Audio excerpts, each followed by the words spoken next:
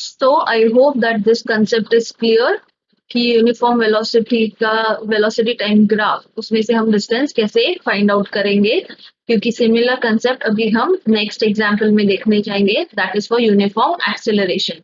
Uniform acceleration का मतलब होता है the velocity is increasing at equal rate in equal time, यानी हर 5 सेकेंड, जैसा पहला 5 सेकेंड वेलोसिटी वाज 8 मीटर्स पर सेकेंड, नेक्स्ट 5 सेकेंड्स में इट इज 16 यानी डबल हो गया, नेक्स्ट 5 सेकेंड इट इज 24 यानी वापस 8 से बढ़ा। So you can see over here the velocity is increasing 8 meters per second for every 5 seconds. So that is called as uniform acceleration. यानी हर 5 seconds में equally velocity बढ़ रहा है. So again, this is nothing but the time. This is the velocity. So uniform acceleration अगर रहा ऐसे, पहले हमने देखा था वो straight line acceleration था, अभी हम देख रहे हैं वो uniform acceleration है. So in this case, how we will find the distance? So for that, let us consider कि हमने ये दो टाइम इंटरवल्स वापस कंसिडर किए हैं 10 seconds and 20 seconds. So this is T1 and this is T2. So इनका time interval क्या होगा? Again it will be T2 minus T1. Time interval मतलब चेंज इन टाइम कि कितने से बढ़ा. तो पहले 10 था अभी 20 हुआ, तो कितने से बढ़ा? 10 से. कैसे फाइंड आउट करते हैं हम? 20 minus 10. So that is nothing but T2 minus T1. So we get the value as 10. Now, initial time पे initial velocity होगा that is 16 meters per second. Final time पे final velocity होगा that is 32 meters per second. So if you see again जैसे हमने last इसमें perpendiculars draw किया था, तो हमें ये लाइन तक perpendicular draw करना है. So we get this trapezium kind of thing.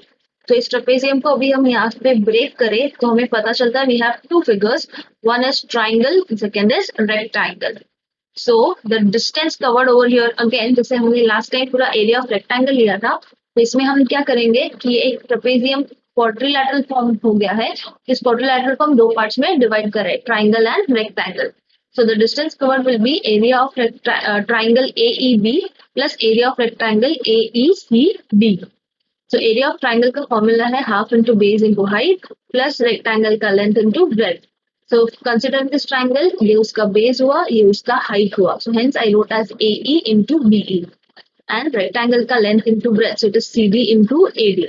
ऐसा कुछ नहीं है, आप EC और AE ऐसा भी लिख सकते हो because opposite sides are congruent of rectangle.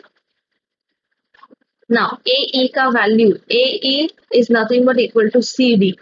तो ये टाइम इंटरवल का ही वैल्यू आएगा that is 10. So we have written 10 over here. Now BE is nothing but B का पॉइंट कहाँ पे है? 16 meters per second. और B कहाँ पे है? Final. So final minus initial, तो ये बताएगा कि इतने डिस्टेंस कितना है.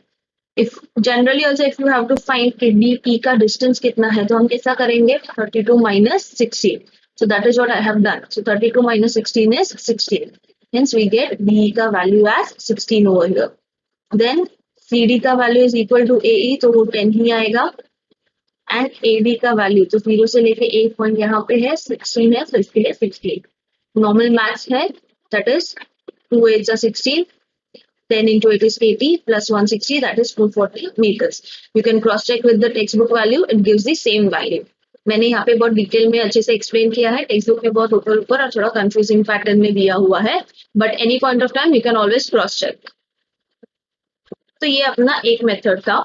The second method says that instead of dividing this और दो दो बार कैलकुलेट करें, हम इसको पूरा एक ट्रेपेजियम कंसिडर करें. ट्रेपेजियम कौन सा वाला? A, B, C and D. उसको ट्राइंगल और रेक्टेंगल में डिवाइड करने की जरूरत नहीं है. तो ट्रेपेजियम का फॉर्मूला क्या है? Half into sum of parallel sides into height. So half into sum of parallel sides मतलब ये जो दो लाइंस हमने बनाए हैं वो ट्रेपेजियम के पैरेलल साइड्स होते हैं. So AD and BC are your parallel sides. So half into AD plus BC into height is nothing but this AE वाला लाइन. ट्रेपेजियम के एंड पॉइंट से परपेंडिकुलर जब भी लेते हुए एक कॉर्नर से दूसरे एंड तक, तो वो उसका हाइट हो जाता है. So in this case it is AE. So we know that AD का value is 16, BC का value is 32 and AE का value is 10. So that is what we write over here. 32 plus 16 क्योंकि सम of parallel sides है, parallel sides क्या है AD और BC and AD का value 16 whereas BC का value is 32 so it is 32 plus 16 so वो लिखा हुआ है into height 10 कैसे आया क्योंकि height is nothing but AE and as we know that this is a rectangle so AE is equal to CD and इसका value 10 है so AE का वैल्यू भी 10 आएगा hence we have 10 over here. So cancellations were 2 5s are 10, 32 plus 16 is 48, 48 into 5 is 240. So as you can see, whether we use as method 1 or we use method 2, the answer is same.